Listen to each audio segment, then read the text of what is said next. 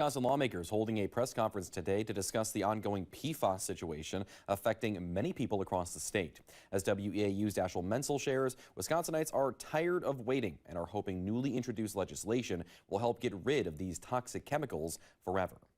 Wisconsin State Senator Brad Pfaff and Representative Jill Billings visited Campbell today to discuss the introduction of a new legislation that would help Wisconsin communities address toxic PFAS contamination. The piece of legislation that was introduced today by Representative Billings and I continues to move the discussion forward and the argument forward that we need to make sure that we pass PFAS legislation that protects the people and the residents here in the town of Campbell, as well as residents around the state. Senator Jill Billings is asking citizens whose daily lives are affected by PFAS to speak out about it. I think that every year more people learn about PFAS and that it exists everywhere, and that it's an issue in Wisconsin, throughout Wisconsin.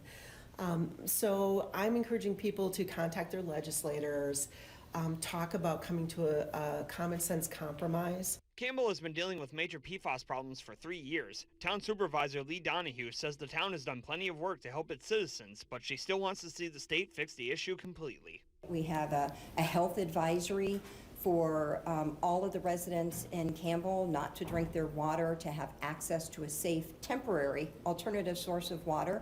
We've drilled a test well that we know is in a safe aquifer, and we've talked with the DNR. We did an extensive site survey about where we can put an elevated storage tank for a municipal water system. Senator Pfaff says Wisconsinites have been patient, but they are tired of having to deal with the toxic chemicals. They're tired of drinking bottled water. They deserve better.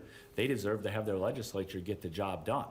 We need to make sure that we have comprehensive PFAS legislation that protects our taxpayers, that protects innocent landowners, make sure that the water that comes out of the tap is free of PFAS. The proposed legislation would prohibit the sale of certain products that contain intentionally added PFAS substances beginning in 2028.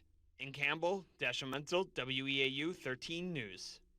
Thanks, Dashiell. The legislation would also add PFAS standards for groundwater and drinking water, which, according to Senator Pfaff, the state of Minnesota already has in place.